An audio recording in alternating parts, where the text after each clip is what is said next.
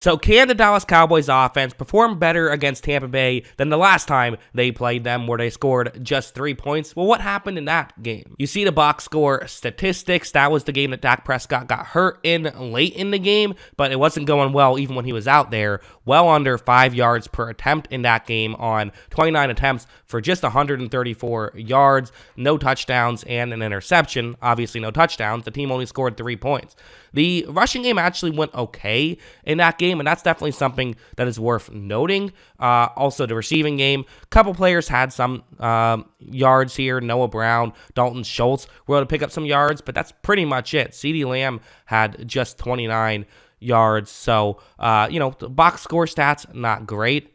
Going over here, this is the Pro Football Focus grade for all of the Cowboys offensive players who got at least one snap in the game the first time they played. This is their week 1 PFF grade. Best are at the top, worst are at the bottom. And obviously one of the big things to note is Dak Prescott easily at the bottom. His grade wasn't even close to anyone else's. So he had a really rough day. One of the worst games of his career was that week 1 matchup. And then he got hurt later on to literally, add injury to insult, it seemed like. Also, CeeDee Lamb did not have his best day in that one. So part of the way you can improve for Dallas is just simply, hey, hope that Dak Prescott doesn't do that again, right? That's a pretty easy way to see your team improve, is just hope he plays like normal Dak Prescott.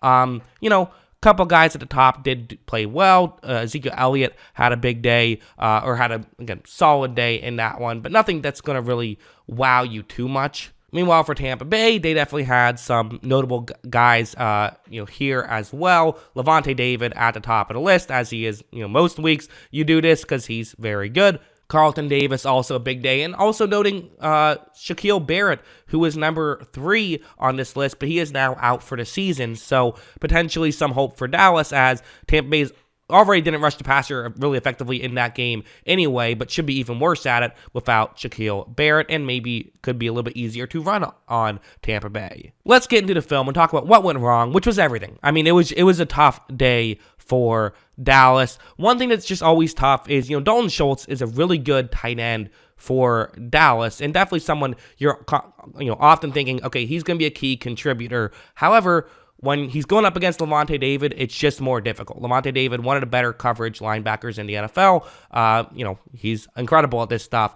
And what you're going to see on this play is it's a concept that, oftentimes tight ends just get wide open on, where you have a receiver running a deep route, tight end kind of runs, just sort of goes out to the flat area there. Usually a very, very easy way to pick up some yards, but not so much when you're going up against Lavonte David. Look at how when this play begins. You see that right here. Okay, so Schultz is about to go towards the outside, but watch David kind of create contact and was in position to where if that was a throw to the outside, it's probably not getting caught and could have maybe been caught, but still would have been tackled for no gain. Or, the throw ended up being to the inside, which, that obviously was not good either. But regardless, there was no way that was going to be a completion. So, this is a tough matchup, as anytime a team that relies on their tight end goes up against Tampa Bay just always has that advantage. And, you can see the Super Bowl against Travis Kelce for an example of that. Also stuff like this, which, let's talk about Todd Bowles for a second. Listen, there's plenty of reasons to critique Todd Bowles and his coaching this season,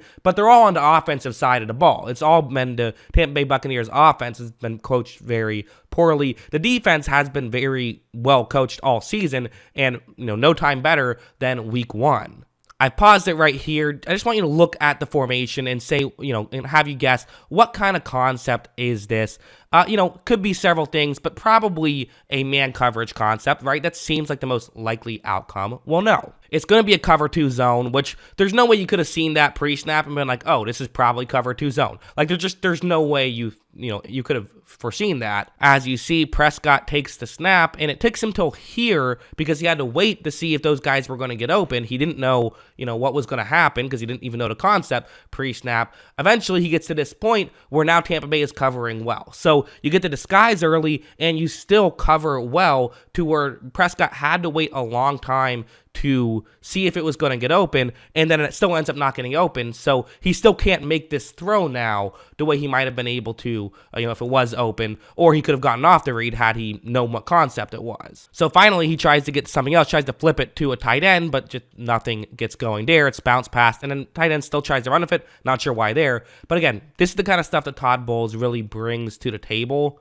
Something like this is another example of what he's able to do where, again, they're showing as though they could potentially blitz. There's 5 guys on the line of scrimmage, but they are going to blitz in a very unique way. Both outside linebackers for Tampa Bay will drop back into coverage. That's the first thing that's going to be unique and happening here. But I said they're blitzing, so where's the other guys coming from? Well, they're going to send multiple players in through the middle, and the idea here is that you can, potentially get the pressure that way. So again, a lot of creative blitzes, which a team that does not rush the passer very well can sometimes still get plenty of pressure due to Todd Bowles being able to scheme it up well, which is actually a good team building strategy sometimes, is to build a really good secondary and get a great defensive play caller who can do this stuff, which is why Tampa Bay's defense has been very good this season. So we're going right here. You see that at this point, there is a player for Tampa Bay who has mostly a straight shot to get to Dak Prescott.